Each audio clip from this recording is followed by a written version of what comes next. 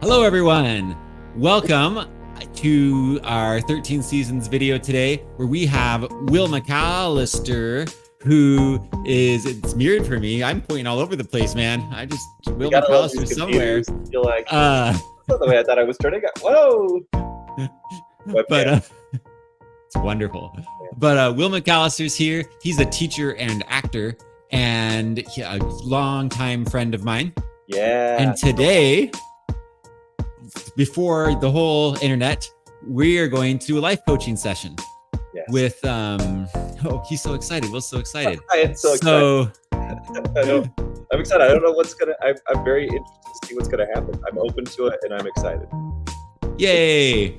So 13 seasons, we do life coaching with people, and to help people unlock and enjoy their best selves one season at a time. And Will here volunteered to do a public life coaching session, just so that everyone could see what this looks like. So all of you can be like, hey, if I do life coaching, what does that look like? Also, though, the kinds of help we give Will might help you. So just watching this, whether or not you life coaching at all, can help you learn things that you can apply yourself, because some of these principles are universal. And we're going to talk today about money. Money is a big M word. And when people say money, a lot of us have a reaction, right? Like, money is something that in our world, we all need it to survive. And so money is like really connected to our survival instincts, and survival can involve some stress, right? Like, so, and right now, I mean, money is always a thing. And right now, when we're recording this video, there's lots of strange inflation and things going on. So there's plenty of people who have some stress about money. Mm-hmm. So to start us off, Will, with as much detail as you feel comfortable with, given that we're recording you on the internet, can you tell us what your money stresses look like right now? Okay. All right. Let's see. Well, hello, internet. How's it going? Hi, Will. I'm the internet. You're the best. Sweet. It's the first time I've asked the internet how it's doing, and it talked back. That's cool. Also a little scary. I will tell you, I've always believed in pursuing career paths and jobs that were something that you cared about as a person over what it pays. And it just so happens that for me, that happens to be two of the least lucrative jobs in the world, because teaching doesn't pay a lot. I'm a teacher in Utah, and I know that it's not high on the scale of level of is per state in the United States of America. Utah's kind of low as far as how they pay their teachers and what levels they pay their teachers at. And also acting. Some people might think acting equals mucho dinero, but the truth is, it's a very, very, very small percentage of actors that actually can make a living on acting and only acting. Most actors have to have multiple jobs to make ends meet, because it's an art form that we're passionate about sharing and doing, and there are a lot of actors, and there are more actors than there are jobs for actors. So definitely there are some actors that are rolling in the Benjis, but the vast majority of actors do not make a lot. Not a lot. Like Robert Downey Jr. is making it all when he's not on strike. And that's it. So I just happen to love these two things. They fulfill me, and they're the ways that I love spending my time and using my days. But they will bring with them, and they do bring with them, some financial stresses. There are times where definitely we go more into debt at the end of the month than we are on top of things in my household. That's a little scary. Yeah. I mean, I think debt is like a triggering word for a lot of people. I don't think we want debt, right? No. So as when you see debt coming into your life, like, how are you feeling about that? It's definitely scary, and inflation. The inflation that has happened to us recently has not helped.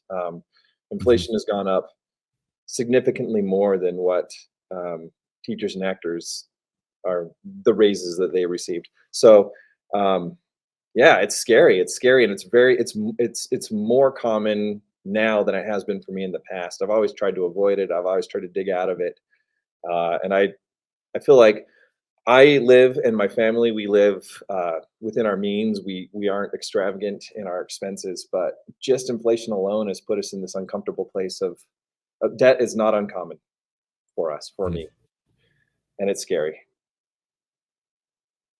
I'm sorry to hear that. And I just want to say that I hear you and I totally validate those feelings. Thank you, my friend. Like it's okay to feel what you're feeling and take a moment to feel it because that is the natural response. Well, thank you. I appreciate Um, the time. That's nice. you're welcome. Yes. It's okay to be like it's okay. Like sometimes it's okay to say, I feel this, and that's the normal response to feel. And I'm a normal person, and this is like, and I listen to myself and body. It's good that you feel that way because you're doing a good job. Like you can say to your body, you're doing a good job of warning me Mm, about stuff that could hurt me. yeah, definitely. Isn't Yeah, it yeah, great yeah. that your feelings do that well? You have a good body with good feelings that work well. Thanks, man. Yes, a good bearded body. Um, Yes. I Yes. yeah, and when you I think when you have responsibilities beyond yourself, it also makes it scary because you want to be able to provide for those that you love, and you want to be able to work as a team, like with my wife, my partner. We want to work together to help each other um, be safe.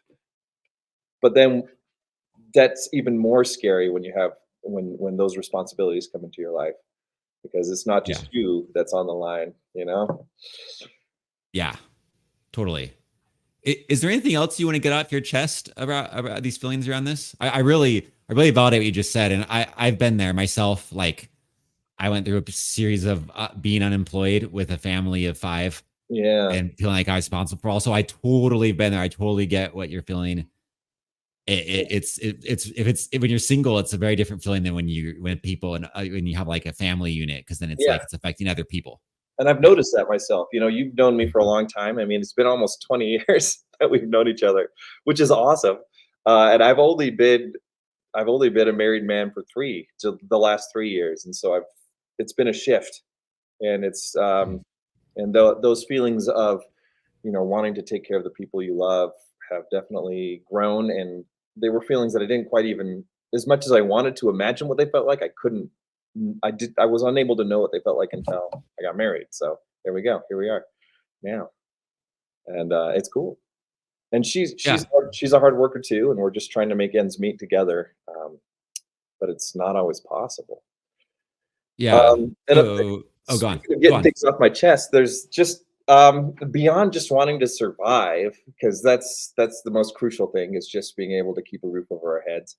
Um, we have big dreams. Like we want to, for us, one of the most important and special things that we feel like we can do while we're on this planet is to explore it, to see it, to go to places, to visit the world. Like we both have a deep drive and passion for travel, but travel is costly. So it's this situation where not only do we want to just be able to make ends meet, we would love to see parts of the world that we are financially not able to see currently.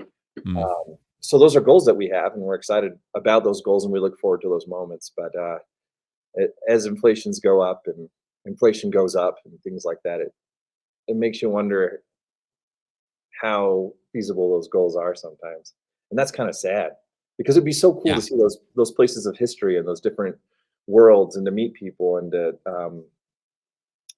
forge friendships across this globe. I think it's just a beautiful, amazing thing. Can I repeat back to you what is okay if I repeat back to you what feelings I hear you expressing? Yeah, do it. And then I want to make sure that I'm hearing you correctly. Yeah. And it's also a chance for you to clarify anything, Okay. right? Cool. So I'm hearing you say that you your goal in life and this is like you united in this with your wife, your goal is to just like get the most out of life, Mm, right? mm, And so you want to explore the world and see the whole world, but you also want to spend your time doing the things that matter to you and the things that you love, mhm, right? mhm. And so it's so you're choosing a career that is what you're passionate about, but not necessarily what pays as well. but and that's like in line with your values. Yes. And it sounds like you're really blessed to have a partner who supports you in those values, Yeah. right? And she's Totally. pursuing her own passions that's important to her, right? Exactly. Yeah. But as you pursue your passions to stay in line with your life values, it's not letting you do all your life values because you can't travel, which is also a life value, which is also pitching life values, right? Absolutely. Yeah. And as inflation goes up, it's frustrating because you're working hard. You're working really hard. Like you're Yeah. working your butt off. Both of you are. And even though you're working hard, you're still getting to debt in spite of how hard you're working. Yeah. Yeah. That's definitely how it has been for the last little while. And hoping things change. I do want to mention that the school I work for is amazing. It's a charter school, and so I know that sometimes they don't have the same sort of budgetary support that a district has, and even districts, especially in Utah, are underfunded. So it's all just really. But I wanted to work at a Yeah. school that I cared about and care for, and And we should clarify that this is not like a charter school for rich kids. This is no, a charter school for kids that struggle. yes, Yeah. yeah, yeah. Like kids that are in poverty. The whole reason for the creation of the school was to help those students that are struggling, um, and it's been amazing and absolutely rewarding. And so I do want to say that I'm really grateful for the administration here. They kick butt and they're doing all they can to take care of us as much as they can, financially with what they have. But we are Yeah. all what it comes down to in the end is just the amount of funding we're able to receive, and they work hard Mhm. for us. So I don't want to. I hope that nothing that I say here makes it seem like I'm ungrateful for the place I'm working. I'm not trying to vent that teachers don't get enough because I love my school, and money for me is not the reason that I teach here. Um, but that doesn't change the fact that sometimes it's a little stressful and scary when at the end of the month Yeah. you're looking and you're like, oh, okay, it would be cool to put some money into savings, but we can't. Yeah. Have to use Yeah. that credit card to pay a few of those bills. Yeah, a little scary. But things are, I know that the school's working hard for us, and they're trying to make things even better for us this school year, and I'm really grateful. Really That's grateful. wonderful. Yeah. Yeah. And we want you to have for things to go better. And we're going to talk about how that can happen. How about your family history? Oh Like, yeah. if you look at your family history, is there are people going back in time? Have your ancestors, your last few generations, typically been better off than you are now, or in a similar situation, money wise? It, you know, I should know this better than I do. I did a little research. You helped me research about my family history before, so um, Or what I maybe just growing up. Maybe we could talk about just your situation growing up, like yeah, with your parents. just growing up. I know that just growing up. Yeah. So as far as ancestors go, I think they were cool people that pursued jobs they cared about more than the money they were making. And I don't think they Mhm. were always making a lot of money. Just from the little bit of family history I've been able to do, and a lot of that was with you, my friend. Um, Well, just so for people know, Will, I used to produce a reality TV show that Will was on, and he went on this like magical journey, learn about his ancestry on that show. So yeah, called the Generations Project. You can check it out if you want to. yeah, you can watch it on. That's what he's talking about there, just so people are in the know. But I want to say something. This is just a total tangent, but I just have to bring it up because it was funny and Yeah. it's cool. For like, again, I'm an actor and I pursue that for the love of storytelling and creating stories and bringing characters to life and creating stories um, in a collaborative sort of way because I love that. I could sit down and write a story, which I do sometimes and enjoy, but it's that collaboration that I really love. Yeah. Um, and so, but I'm not a known actor, and I'm okay with that. The notoriety is not what I'm after. But one time I was at an event where somebody came over to me and they were like, "Were you on that TV show Generations Project?" And so once once in my this period of time that I've had as an actor, I think it's been maybe 17 years now that I've been into acting and pursuing it. I had that moment of I recognized you somewhere. It was really cool. And I'm like, yeah, that was me. They loved the show. They were an avid follower, and so Yay. they knew Okay. that episode you produced, and they watched all of them. And it was really cool. Okay, that was a tangent. But as far as like family that I grew up in, I grew up in a big family. My parents had 10 kids, and so I'm number five of those 10, which I loved. I loved growing up as a big family. It was really fun, but I also know that it meant that my dad was an engineer, and I think he made a decent wage, but to be able to spread that over the 10 kids was really tough. Mhm. Um, More so food, more space, exactly, that he was more lots of a expenses.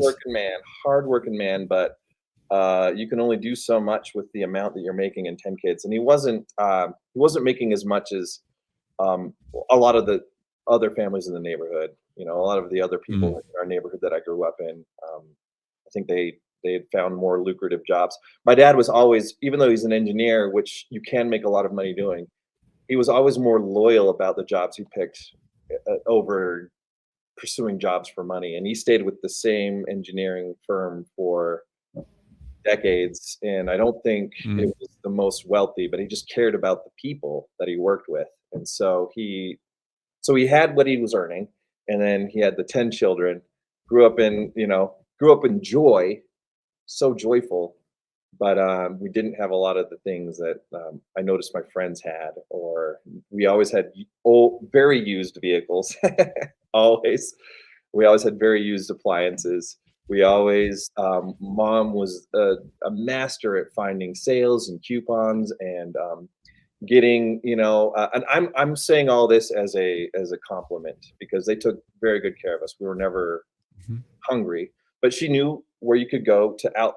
There were outlets where you could get bread that was maybe a day old for substantially less, and she would do any of those tricks. She knew them all, and she did them all. And so, yeah, definitely did not grow up uh, with like riches as far as money, but definitely grew up with riches as far as love and joy. Yeah, Yeah, is that your and question?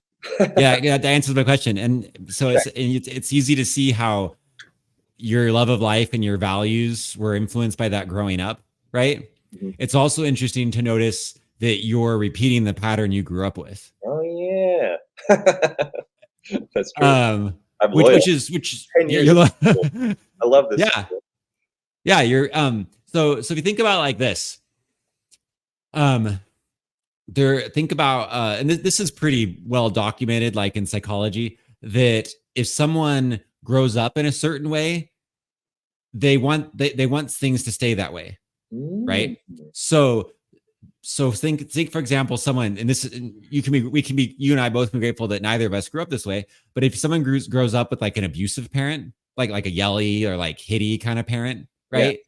um then when they become an adult, they're going to and maybe you've met people in this situation, or as an actor you may have even like and been able to be in roles with people that yeah, are playing these kinds of yep. things. I But did you have people that well once. yeah, I think we're both thinking of maybe the same one. Yeah, I think so. So you have these people that grew up being treated a certain way, and then when they get to be an adult, they'll seek out relationships with people that are going to treat them that way, Mm, the same way their parents treated them. So, they maybe, if their parents yelled a lot, they might seek out relationships with people that are like really going to yell at them a lot.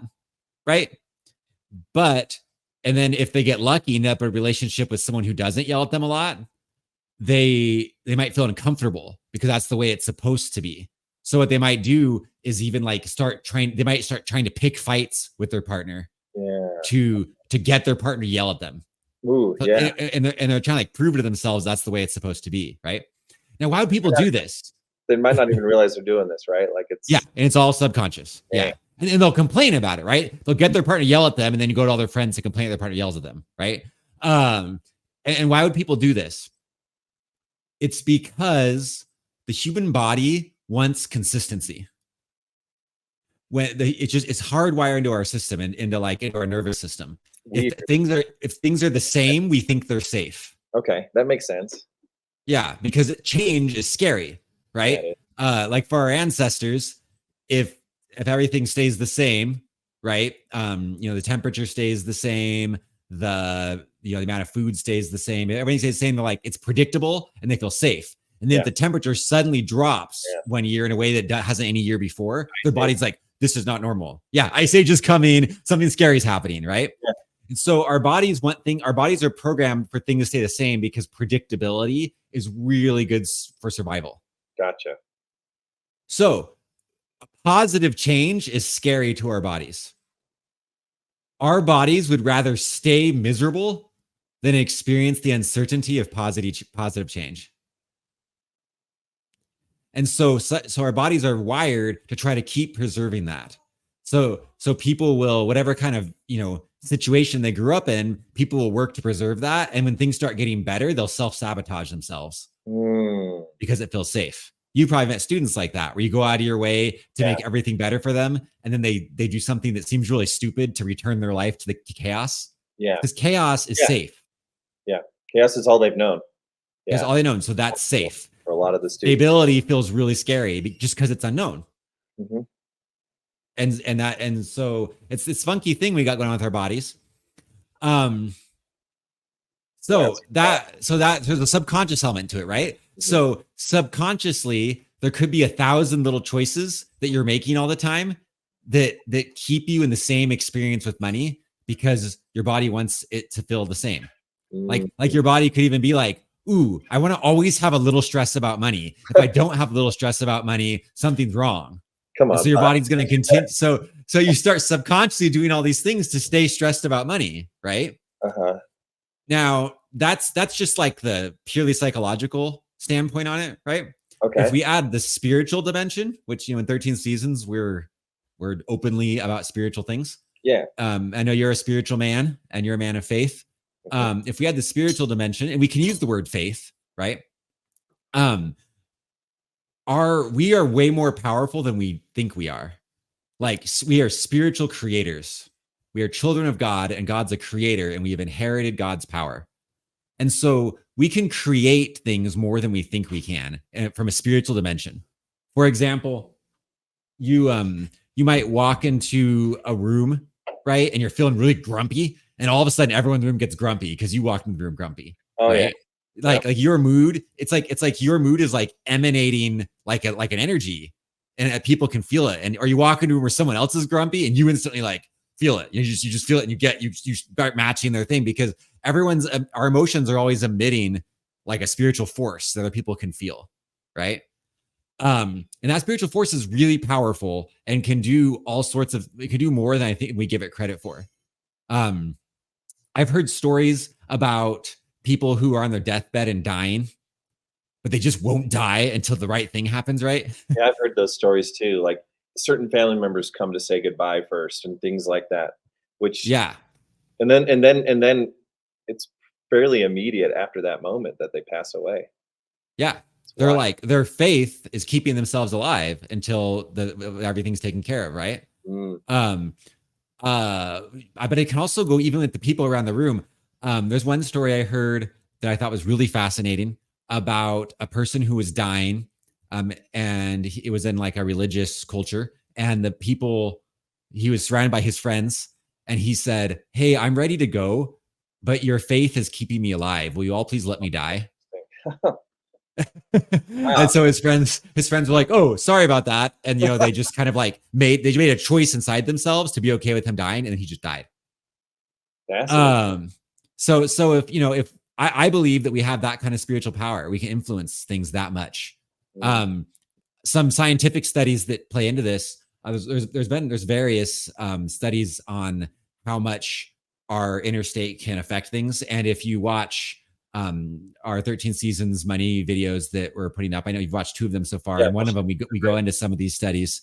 But crazy things like one of the famous ones is basketball players who. One group they have 3 groups of basketball players, and one of them they had them do free throws, like practice free throws every single day. And another group of basketball players, they had them do nothing, like they didn't do free throws at all. And the other group, they said, don't practice free throws, but we want you to take X number of minutes a day and vividly imagine yourself doing free throws perfectly. And they had and then what it turned out is that the group that didn't do anything like sucked at free throws at the end. Makes sense. But the group that practiced physically and the group that practiced in their minds improved about the same amount. Wow, that's wild. Really? This Yeah, yeah. this The group that did it physically was slightly better, just like okay. 1% better. Like, But so it's good to have the body there was a act yes, out, but that's yeah. crazy that the other guys just sat back and imagined being good at And math. imagined it. Now they imagined it very vividly. They got training in how to like imagine Yeah, so okay. like really vivid imagination of doing it just really really well. So But vivid imagination. yeah. But I think that that shows the power of our inner selves. Yeah. Like we can create amazing things. There's another study of something similar where they weren't doing free throws, they were flexing their muscles. So like one group, the group that did the imagination imagined flexing the muscles but didn't actually flex them. And then at the end of the study, they measured it and their muscles had actually gotten bigger just from imagining flexing them. That's nuts. That's cool. Wow. And yeah, and I've had experience with this. Like for me, um, I've really been trying to practice these principles, and you'll hear people talk about things like the law of attraction Yeah, or manifesting or things yeah, like that. heard of those ones. Um, and those are trying to tap into the same idea, this idea of that we can just like create something inside ourselves and then it will somehow ripple out into the physical world and affect the world. I believe that's true, that that our faith or our spiritual energy or our will or whatever like has this power to ripple out from our bodies. And just like you can walk into a room and affect the mood of the room, you can like that power can affect reality in all sorts of ways that are wacky, right? And so if you in your heart are if your body deep down inside is saying, hey, I really want to keep having a little stressed about money, then that is that emotional need is what is feeds into your faith, and then your faith keeps creating it because you're that good at creating things. You're a child of God and you're good at it. So if you're that good at creating it, that you can learn to create something different. You don't. It's not that like like people say that faith the size of a grain of a mustard seed can move a mountain, Yeah. right? Well, how come we don't see mountains moving around then? Yes. How come indeed? Yeah, because grassroots seeds are really small, so it doesn't take much faith to move mountains. The thing is, it doesn't take. We all actually have plenty of faith to do stuff because we all create things all the time. We're all constantly like creating our reality with our faith. We're all good at faith. None of it. We don't need to learn that. The thing is, we need to work on our desire because these deep emotional desires are stronger than like these like surface level intellectual desires. So like on the surface, like your prefrontal cortex, you think, I want to have more money. But then your lower brain, it's like your lizard brain where your emotions are deeper, Yeah. says, no, that'd be scary to have more money. Right. And Yeah. so you actually don't want it as much as you think you do. Right. See, lizard And brain. so you don't, yeah, lizard brain is strong. It's like Godzilla. Lizards are pretty strong. Yeah, it makes sense. They're resilient creatures. So the trick isn't to get more faith. That's built in. You're already good at that. You're creating your reality. You can see how good you're at it by the current situation you're in. That's how good at faith you are. You're creating your situation really well. You're reenacting your childhood. So the trick isn't to get more faith. And we don't need to shame ourselves out not having enough faith, something like that. The trick is to work on those deep-seated emotions and take care of that. And here's the thing, and this is actually the issue with law of attraction stuff. People that are really into that stuff will tell you to like make a vision board and look at it every day. And some people see really good results with that. But some people do it and they're like, oh, it doesn't work. I tried it. It didn't work. I think my personal opinion is that the reason why it doesn't work for some people is because they just like spend a lot of time thinking about what they want, but they don't take care of those deep-seated emotions that are creating something else. And so the trick is so like rather than trying to have more money by changing our circumstances, by trying to like, oh, I got to go get a different job, or I got to go like, play the lottery enough times, or like figure out how to invest or something, rather than do that sort of thing. Well, you can go that route. That route's fine. And you can go that route and you'll put a lot of work into it and it will be like kind of stressful and use up a lot of your time and energy, which will get in the way of like your relationships because you don't have much time just to have fun and stuff. Yeah. And it might, and in the end though, your subconscious might sabotage you and it might not work out because you stop yourself from having that from having success from that. Okay. So the better way, in my opinion, the way I'd rather go, and you can do it whatever you want, the way I'd rather go is use some tools I can teach you to get to like change the programming of the lizard brain and get the listen to the lizard brain and help the lizard brain heal so that your lizard brain believes it's safe and okay to have a different experience. And then do the manifestation work to like visualize it, like our basketball player example. Yeah. Do that and then just sit back and watch stuff happen. Okay. And it's crazy how it happens. I've done this and it's just crazy the weird things that happen. You know, all of a sudden, just strange things happen. Like money comes from weird sources. And it just shows up in your life in ways that just kind of blow your mind. And it's very like consider the lilies. You don't know how, because if you try to plan out the specifics of how it's going to work, yeah, it gets in the way of just letting it work. Okay. And so you just visualize the end product, the end result you want after having and also while continuing to help the lizard brain heal. And then you just sit back and go, I know what I want. I'm just going to let it happen whenever it's going to happen, however it's going to happen, and just watch life unfold in weird ways. Okay. I've experienced this myself. I've known other people have experienced it. I've read plenty of stories from people, the testimonies about this. You know, there's one story from a book called Becoming Supernatural that talks about this principle by Dr. Joe Dispenza. And in his book, he tells a story about a guy who was a university president, and he started applying these very principles under the author of the book's tutelage. And then after he applied them for a few days, he just suddenly lost his job, like out of nowhere. Like just out of nowhere, the university just fired him. And he was like, he was the vice president of the university. Okay. He was like the second guy. Okay. And he was like, hey, I was trying to manifest like a better work situation and a better money situation. I lost my job, Joe. Like, what did you do to me? Like, the only thing I changed in my life was following your techniques, and look what happened to me. Like, what's going on? And Joe Dispenza said, hey, don't worry about it. Your life is being opened up. Your space is being created for a new reality. Your old reality had to go away to make space for this. Stick with it. Just keep doing the things I told you and see what happens. And then within a week of that, another university called him. He didn't even put in an application. Another university called him and said, we hear you're great. Will you be the president of our university? And then he all of a sudden was the president of a university instead of the vice president, right? Yeah. And you're making more money because they make more money and having a job he liked better. And so, space had to be made. There was a little bit of scariness in the middle of there. Yeah. But that scariness was good because it made space, like maybe he wouldn't have accepted a new job if he would have been like too loyal to his old job to let it go or something. It would have been a hard thing for him. Mm-hmm. Also, during that time of space, he was like extra freaked out, and the extra freaked out allowed all the emotions in his lizard brain to come up. And because emotions to take care of them, you have to feel them fully. So maybe that space of time where he didn't have a job was just the kind of fear he needed to bring up all of his stuff and take care of it. So he was ready to get the new thing. So I will give you this warning. There's lots of stories like that. If you if you choose to do what I'm going to tell you to do, it's very likely that things will seem to get worse before they get better. Okay. For the reasons I just said, that's very likely true. Okay. And so when that happens, you just keep going. Scary. When it happens, you go, wow, it's happening exactly just like Josh said it would. This is great. This is a good sign on the right track, and you keep going.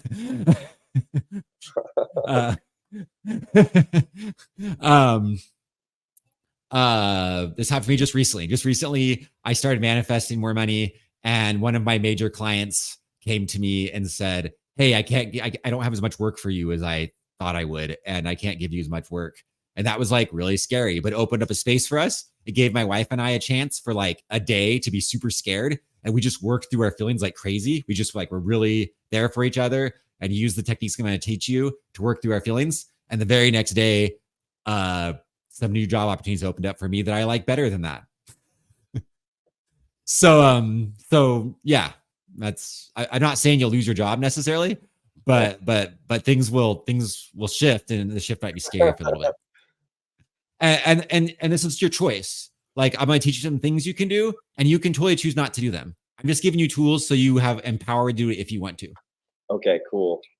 Cool. Um, Because I like this job. I like it a lot. there you go. Um, okay, so how do you actually do this? Like we've talked about the idea behind it, but how do you actually do it? Yeah. So, I know that you and your faith, you're a big believer in Jesus. Mhm, That's an important thing to you. mhm. Um, it's really important to me when doing life coaching like this to meet people whatever faith they have. I don't want to like tell people to believe a certain way. And the principles we talk about, you know, are so powerful and so real that whatever your faith background is, we can talk about them in the context of your faith background, right? And so you're a believer in Jesus, so we're going to talk about this in the context of Jesus. And anyone that watching, if you're not into Jesus, whenever I say Jesus, you can replace that word in your mind with whatever you believe in, right? You can place that word with God, just God or Allah or the universe or source or whatever term you use, you can, or just, you can just replace it with like the idea of like the collective consciousness of humanity, whatever works, whatever floats your boat, you put that there. But Lil and I are going to talk about Jesus right now because I want to connect with him and what's important to him. So Will, Jesus wants you to be your best self. Jesus wants you to have your fullest potential. Jesus doesn't want you to be poor if you don't want to be. But Jesus honors your agency and yourself and your who you are so much that if you're using your faith to create that for yourself, then Jesus will let you keep doing that because he wants you to be in control of your life. Jesus, that's how great he is. Like that's how much he honors you, and that's how much he trusts you, and that's how much he wants you to feel empowered that you can keep creating your life. Jesus has tools for you that can help you, start doing something different if you want to do that with him. And he'd love to partner with you and take you along and do that with you if that's what you want. Jesus has already paid the price, when he suffered for you for 2000 years ago for you to be healed. He already it's like if it's gonna just using like a not like an example, like a analogy. If let's pretend it costs $5,000 for Will to heal, Jesus already paid the $5,000 and he paid it in case you might want to. And whether you choose to do it or not, he paid for it to make sure it's possible. And then you can do it or not. And it's totally up to you. And he doesn't mind if you don't. He just wanted to make sure you have the opportunity to, because he didn't want you to be in a situation where it wouldn't be possible. But he's okay with whatever you want to do. Now, now I want you to do something with me right now. You're gonna take your hand here, and we're gonna put it right here. So you find your collarbone right here, right below your collarbone. There's like two soft spots on each side between your collarbone and your rib cage, right? Right there. If you just tap there like this, like just kind of like tap, have it like in that spot. Some people like to tap. Some people like to just push really hard. Both can be effective. You can, I don't know which you can see which you feel better about. Okay. But what this does is this there's certain points in our body that are like special points that by tapping them or putting pressure on them, it helps like things to flow. Like it helps like our emotions and our energy and our spirituality like flow through our body. It's kind of like if you can think of it like if that the spiritual energy in your body gets kind of stagnant or the emotional energy in your body gets stagnant, tapping these spots gets it moving again is a way to think of it, right?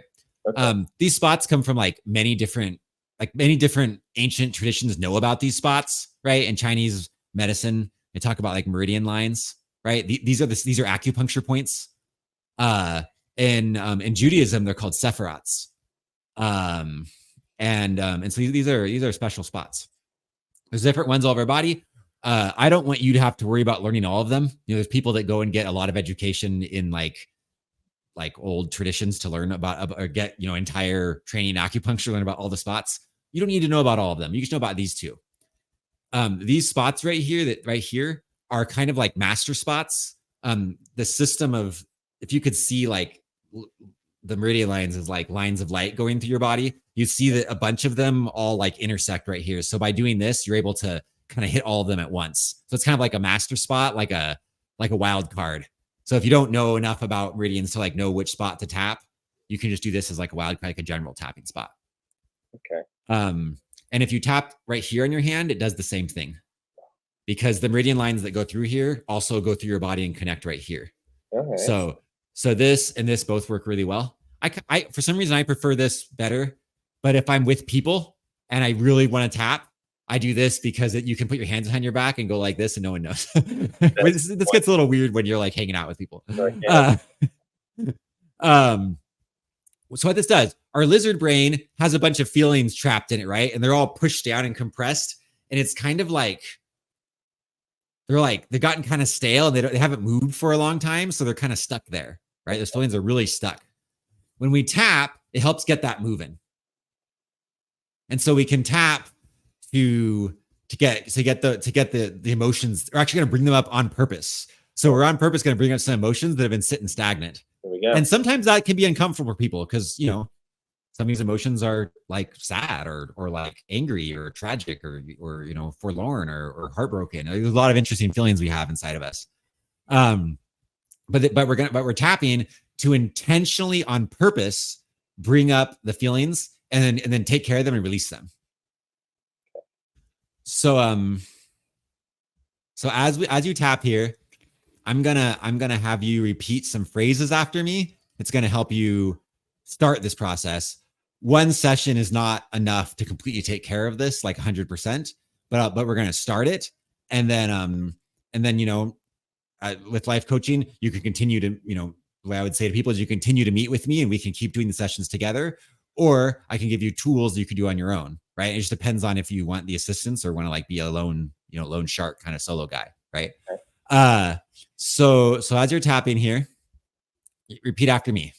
Oh, are you okay with doing this, by the way? Yeah, I'm all for it. Let's try it. Okay. I'm an open-minded fella. This is gonna be cool.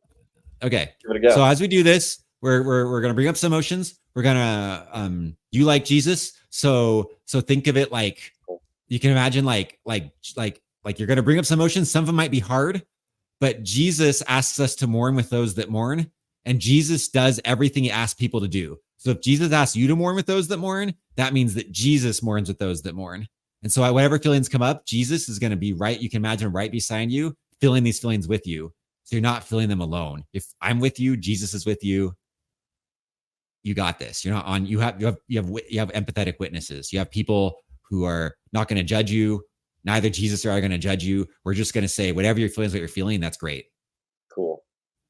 All right. So I'll start saying things at some point. I might ask you to, once you get in the habit of, I might ask you to start saying things, but whatever I say, repeat it after me. Okay. Releasing. I've always been poor. I've always been poor. So I'm always going to be poor. So I'm always going to be poor. I feel safe when I'm poor. I feel safe when I'm poor. I'd rather stay poor. I'd rather stay poor. I just want to struggle with money just a little bit. Just want to struggle with money just a little bit. My ancestors struggled with money. My ancestors struggled with money. I'm not better than them. Not better than them. So I should struggle with money too. So I should struggle with money too. My family was really happy and poor. My family was really happy and poor. What if getting rich makes me not happy? What if getting rich makes me not happy? I've seen rich people who aren't there for those they love. I've seen rich people who are not there for those they love. What if money makes me like them? What if money makes me like them?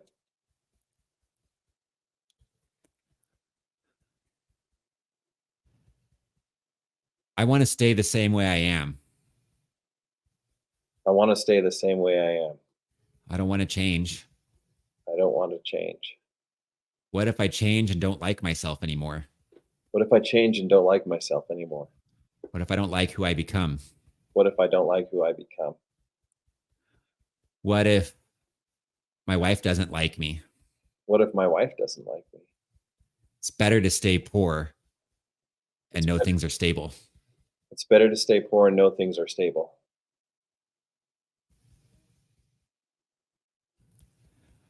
I'm worried Jesus might not be happy with me. I'm worried Jesus might not be happy with me. What if I'm not doing everything he wants me to? What if I'm not doing everything he wants me to? What if I'm not living up to what he wants from me? What if I'm not living up to what he wants from me?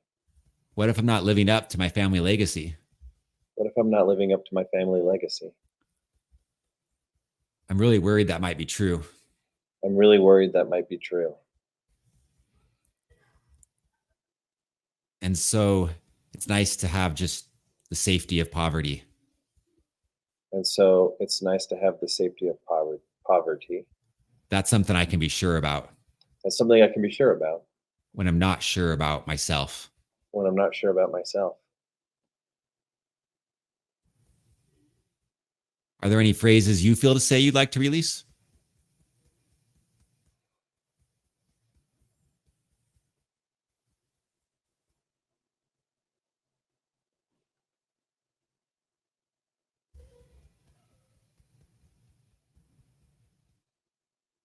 I'll just try this one. It's kind of popping into my head. Mm-hmm. Um, the fear of not having enough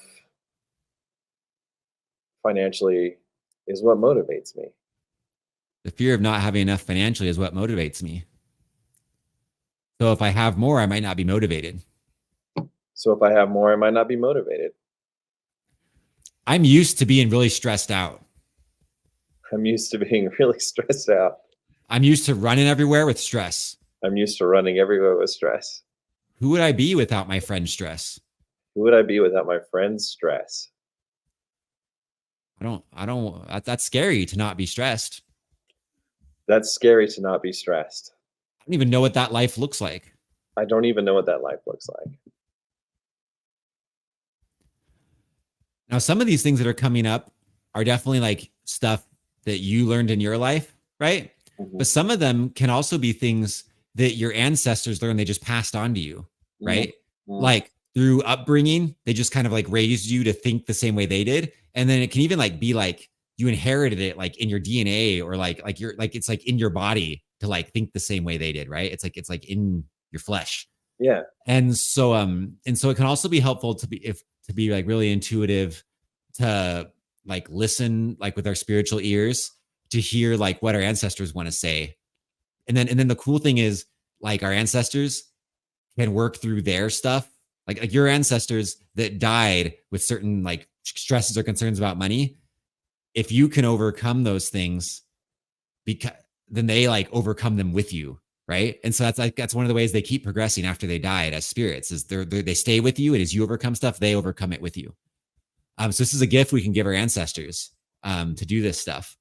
um so I'm feeling like because you've given me permission to help you, mhm. my spiritual senses are telling me some things that I think are actually not necessarily your voice, but your ancestors' voice. And I want to clarify that because some of them might sound really weird and be like, I don't think I think that way, but I don't know if it's you. It might be your ancestors more. Okay. Does that make sense? Yeah, that makes sense. That's cool. I Yeah. like my But ancestors. yeah. I But love. as you work through your ancestors' stuff about money, it's going to help you because your ancestors' stuff about money is still affecting your faith, Yeah, right? Every single day. So it's going to help you. You without them cannot be made perfect, and they without you cannot be made perfect, right? I like that. I like that idea of helping them and Yeah, and it help. helps you. It's just a circle of help, Yeah, right? that's cool. Yeah, Okay, so here's some new phrases that you might be like, that's weird, but just run with it, okay? I'll run with it. Okay. I'm so poor. I'm so poor. And we're releasing this. Releasing, I'm so poor. Releasing. I'm so poor. I'm so desperate. I'm so desperate. This is so scary. This is so scary. How are my children going to eat? How are my children going to eat? Uh, how am I going to be okay? How am I going to be okay? I can't even imagine a future. I can't even imagine a future. Will there be a future? Will there be a future? Will I survive? Will I survive? I I can't have money. I can't have money.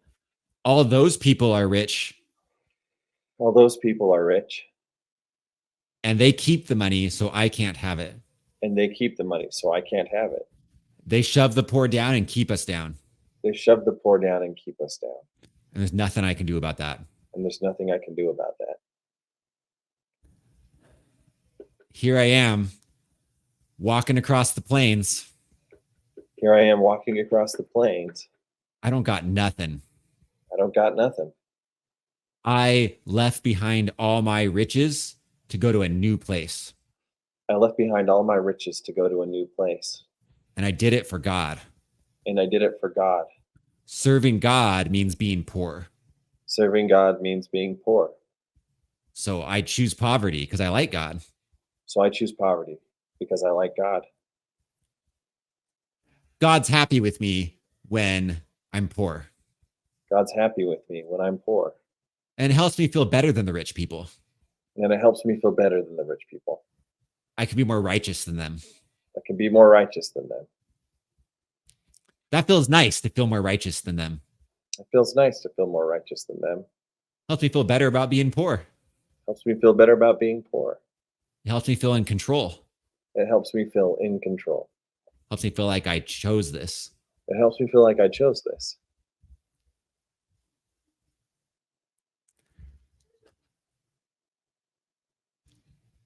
Okay, here's some other ones coming. Okay. I'm feeling like the next ones that are going to come are actually from living people. So people you know that are people in your family that are alive right now. Okay. And like spiritually speaking, anyone in your family, people in your family, you're connected to them, right? Yeah. Like just like how you walk into a room and you just feel like you feel the emotions of the people that are your family, you have a special connection where you're like constantly affecting each other.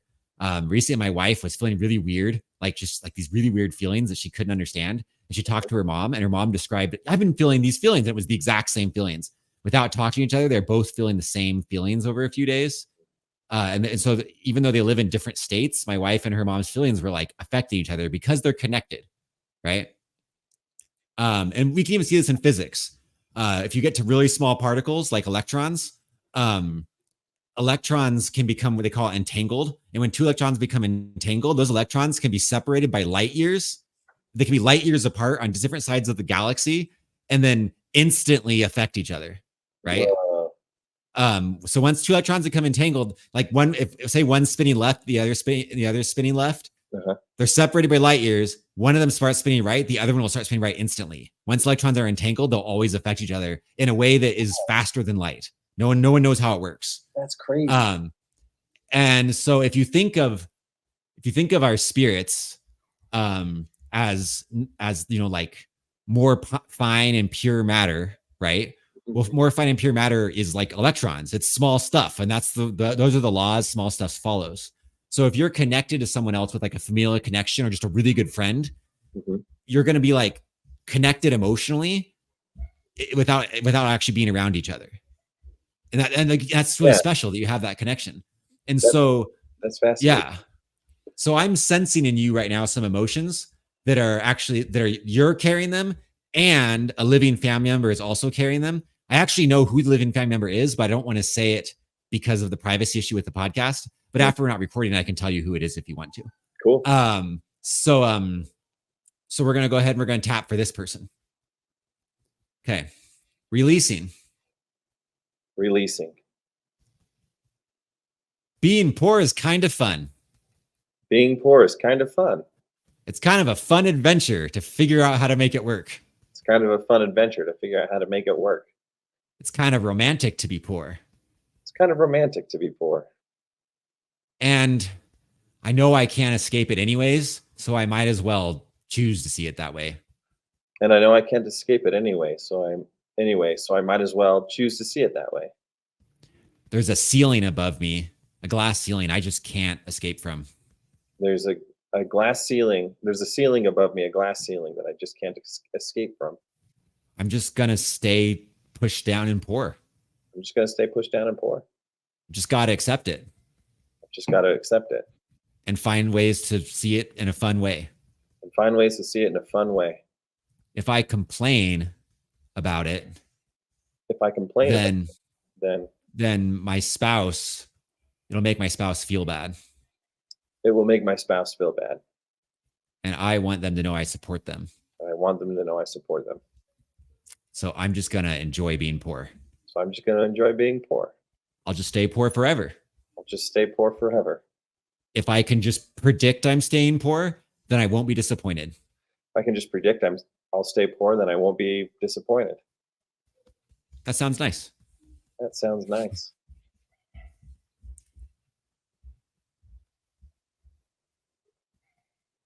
Anything else you feel to say?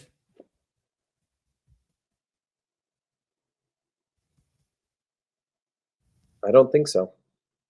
Okay. Taking a deep breath. Fill yourself with air. Healing air. That was some intense work we just did, and sometimes you only want to do so much of that at a time. Like your body can only handle so much of that at once. Like trying to do too much at once is just overwhelming for your body. So do what you can when you can. I find it really good to like we started something that's not done yet, right? Like not all the feelings. Like sometimes you have to adjust. You have to bring up the same feeling multiple times. The way we just did it. So it's not like you do it once and go, no, I'm all good. Dr. Bruce Perry, who's a therapist and a neurosurgeon who I really admire. He's written 2 books, which I really have found very helpful. He talks about how doing too much therapy with someone in one sitting is actually bad for them. It like freaks them out. It's much better to do microtherapy, where like he says it's really like he says it's really good if you can just like instead for him as a therapist, rather than just like do a session every other week and call it good, he meets with every like if someone's been traumatized, he meets with all the people in their life. He'll meet with their like family members, their church community, their like if they're a kid, like their teachers, their coworkers. He meets with all the people in their life, and he teaches everyone in their life how to support them, because he knows that meeting with them like once a week isn't going to be enough, because they need a bunch of small doses of therapy, not a few big doses. But if he teaches everyone around them to be a therapist to them, yeah, then whenever they need it, there's always someone around them that can be a therapist to them for 5 minutes and then move on. Because it's better to have a bunch of little tiny doses than like one big one every now and again. Yeah. Okay. Makes sense. So, if you wanted to keep doing this with me, for example, we might meet every other week and do a session like this together. But then in between the sessions, I give you like homework to do to keep working on stuff on your own, like each day or every other day or something like that. Whatever works for you. And as much as you want, I can text you and follow up with you and be like, hey, how's it going? But I don't want to be a source of guilt in your life. So I'll do that as much as you want me to, right? If you're like, no, don't talk to me in between sessions, I don't want that. It feels guilty and weird. But if you're like, no, having someone follow up with me and have that accountability helps me make sure I do it, then great. It's up, like you pick that. Tapping, you can do this, right? And all you gotta do is pull up the feelings, right?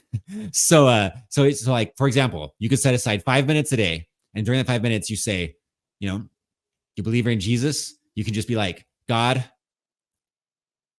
please bring up for me whatever feelings are the next feelings to take care of regarding money. And then I promise you that if you do that, feelings will come up every time. And so then when the feelings come up, whenever they come up, you just feel them. And sometimes it's nice to say them out loud, like to do your best, try to understand the feelings and like state them like you and I were doing. Yeah. But sometimes it's kind of nice just to feel it. Just be like, I'm feeling it. Just like I'm just, sadness came up and I'm just going to sit here and be sad and tap. And you feel it. And like, there's all sorts of experiences you've had and all sorts of experiences your ancestors have that are affecting your experience with money. And you just got to do a little bit each day. And if your partner, if your wife, or if anyone's partner's open or family members are open to this, it's more powerful if everyone's doing it together, because then you're united in it. Because so if your wife is open to this, you do it with her. If she's like, that's kind of weird, I don't know if I want to do that, but you want to do it, then you do it then you do it for her, right? And then what you do is because if you be really pushy about this kind of thing, it actually pushes people away. Yeah. Right? You bring it up once, and if they're like, I'll give it a shot, you do it. But if you bring it up once and they're like, that's weird, and you go, that's okay, don't worry about it. You don't bring it up again, because then it gets into this weird thing. So what you do, instead of bringing it up, is you just make some time each day to be like, can you bring up the feelings that are appropriate for me to feel that my wife's experiencing about money? And you're so connected that you can just tap their feelings, right? And you tap it on their behalf. And then if you just do that for long enough, they'll start noticing a change. And eventually something will come up. They'll be like, a conversation will just happen eventually where you'll just know it when it's the right time. You can just sense it. You can just feel it in the air that it's the right time. And then you can say to that where they'll say something, it'll be the right opening for you to say, actually, remember that tapping thing you didn't want to do? I've actually been doing it and I've been tapping on your behalf. I think that's why you're experiencing what you're experiencing. And they're like, what? Huh? Really? And then, when the time's right, they'll come around through that kind of thing. That could take like a day or 2 weeks or a year. It doesn't matter. It just takes whatever time it takes, So it's better to be persistent and do lots of little things frequently than like one big thing once a week or something, or one big thing once a month. That's not the ideal. Makes sense. And then the other piece of it is, in addition to when you tap, you're letting go of your old lizard brain thinking, right? But as a believer of Jesus, you might remember a story Jesus told where Jesus told a story about a house, and the house is symbolic of a person. And there was a devil living in the house, and the devil was cast out and the house got cleaned. And the house was really nice and clean. There's no devil in it.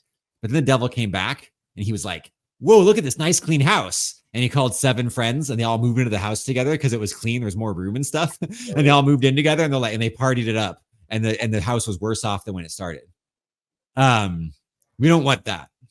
That's not what we want. So if all you're doing is the tapping, then you're doing a good job of cleaning up the house. But then what's going to happen is you're cleaning your house of the old emotional way of being, but a new emotional way of being needs to fill it, right? So you clean your house of like the old way of thinking about money, but you need to create a new way of thinking about money, right? Yeah, okay. And the new way of thinking of money is going to be created by whatever experiences you have. So if you start if you clear out the old thing and then immediately start having a bunch of positive experience with money, that'll do it, right? But if you clear out the old way and then have some more bad experience with money, you're just going to put more of that in and you might be worse off than when you started, right? Yeah. So you want to take control and you want to make sure that when you clean out the old stuff that you create for yourself positive experience with money right away, like right away. Now you might think, well, how do I do that? Exactly. Well, here's the thing. It's the basketball players. Okay. And the people flexing. Your body can't tell the difference between imagination and reality. People that have been through trauma, if you study their heart rate and the chemicals in their body, if you have someone who's been through trauma while they're hooked up to machines that measure these things, if you have something through trauma, think about the trauma, their heart rate and their body chemicals change as if the trauma is happening right now. Our bodies can't tell the difference between imagining something and experiencing it. To our bodies, it's the same. So if you can teach your body to have positive feelings about money by just imagining positive experience with money. Okay. Just imagine it, you're creating it. So now that we've gotten rid of some stuff, we can practice that right now. So go ahead and close your eyes right now. Okay. I'll do it. And I want you to see yourself in your own body. So you're not going to look at yourself. It's not like a movie where you're looking at yourself. It's like you're a movie guy. It's a POV shot. Okay. Got it. POV. You're seeing it through your eyes and you can hear through your ears. It's a POV shot experience. And you're walking along and you're thinking, it'd be nice if I had $5 to buy that, to go out to eat today. And you look down and there's $5 on the ground. You pick it up and you're like, wow, $5 was there for me just when I needed it. That's so great. And let yourself feel how grateful you feel that $5 showed up.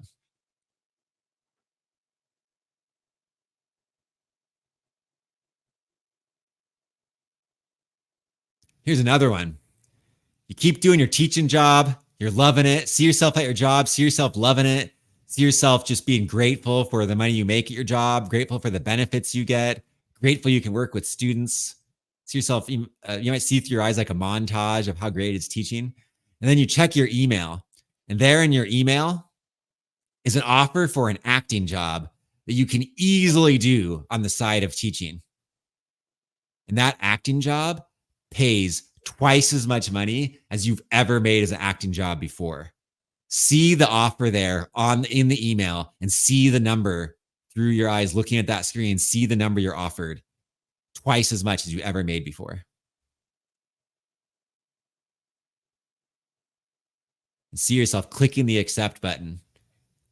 See yourself doing that acting job and just loving it and how much fun you're having with the other people you're working with, and see them hand you a check for that much money. Notice how grateful you feel. Money's always there for you. That money shows up for you. That money is your friend and is there to take care of you. Look how safe money makes you feel.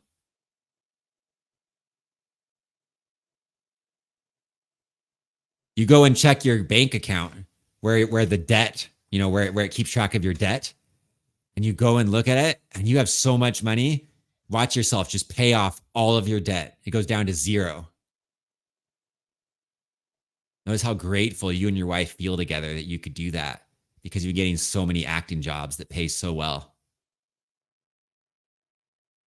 And then look in your bank account and notice that even after you pay off the debt, you still have a comfortable amount of money sitting there. And that money's there for you. That money keeps you safe. Notice how much this money loves Jesus. Jesus made money. The money loves its creator. Money is just the way that people take care of each other. And Jesus made that kind of thing. Notice how much money loves Jesus, how much money loves you, how much money wants to be with you, because money knows you'll do good things with it and you're going to help people with it. Notice how much you can help people when see yourself helping people with more money. See yourself in your future eyes doing something to help someone, and you don't have to bat an eye because you have so much money. You can just help someone. It doesn't worry you at all.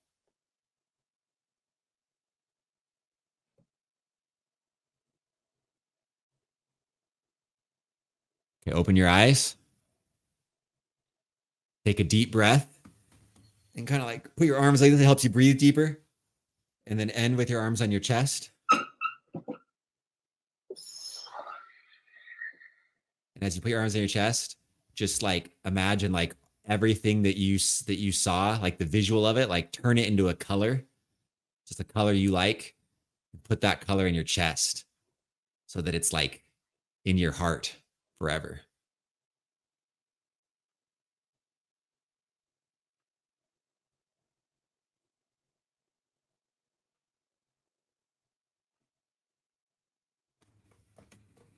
Tell me when you're ready to move on.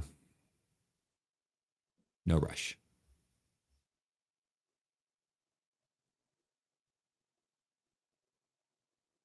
Okay. I'm ready. Okay. So how was all that for you? It was cool. It was fun. I How are liked you it. feeling right now? You have a bigger smile than we started. I noticed. You always have a big smile, so that's a big deal. It's huge. Now that was it was cool. It was like a really I mean that was a fun thing to imagine. It was great. Yeah. It was very pleasant. And to your body, it happened. Like to your body chemistry, as far as body chemistry is concerned, that was not just imagination. That happened. So you just made a new memory that your body can be in your that can inform your lizard brain. Your lizard brain can go, oh, yeah, that's a memory that informs how I feel. Cool. Good. Take that, lizard brain.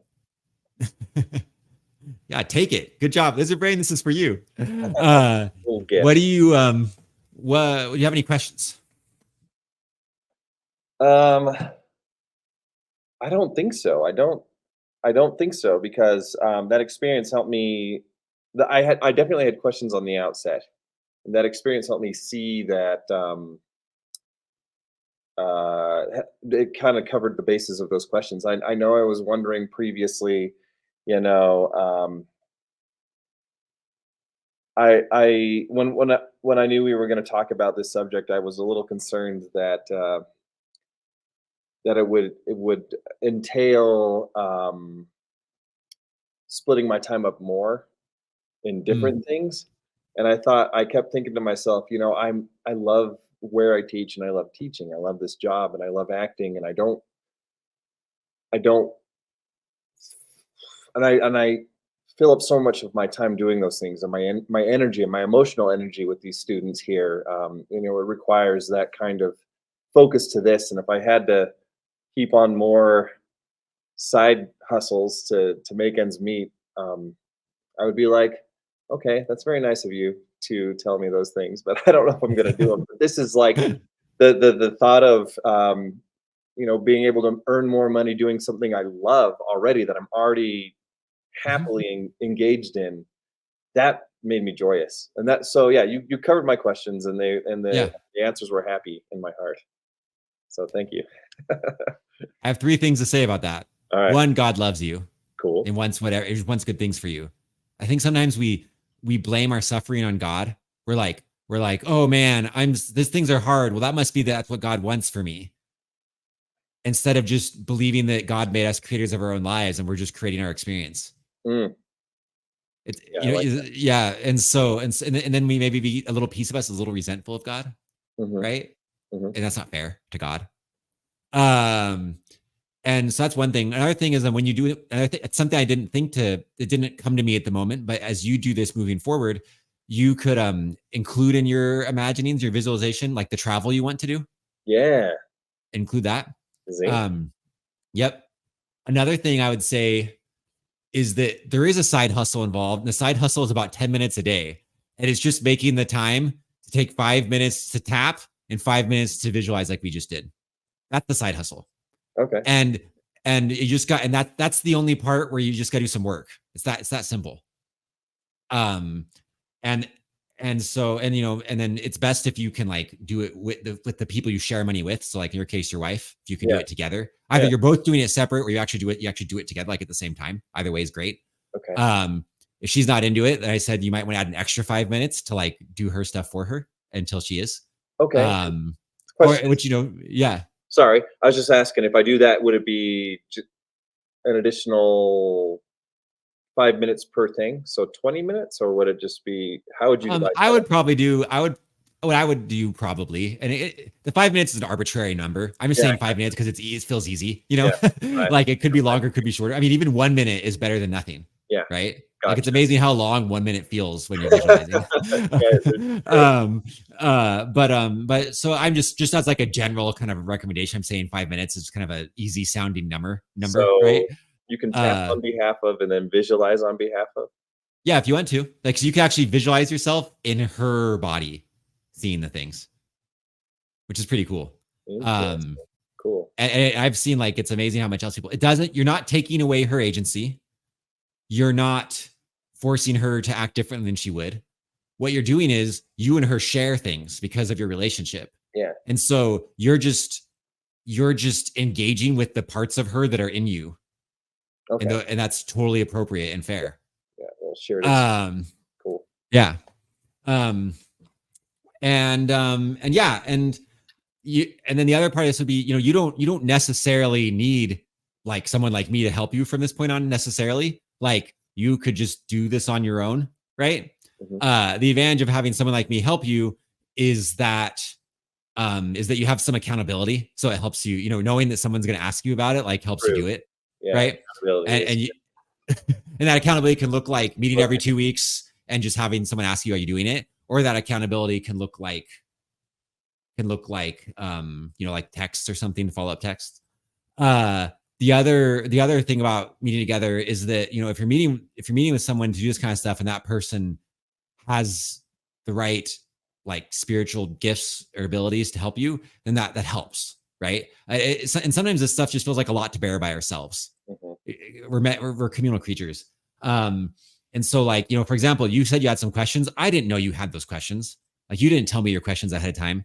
No, I did But not. when I was telling you what to visualize, I was opening up my spiritual senses, and I wasn't just saying anything. I was letting like my spiritual senses tell me what to tell you to do. Well, And I the things like I it. told you to do Yeah. happened to hit all your questions, Yeah. right? Yeah. It happened That's to. It's cool. the crazy coincidence, right? And so having someone that has, gifts help you along can be really good because you get like some help in a way that it can be really lonely and you can kind of get stuck on your own sometimes. I have lots of cool gifts and I still have a person I go to every other 2 weeks. because I want someone else to help me, because sometimes there's things that are just I'm just stuck.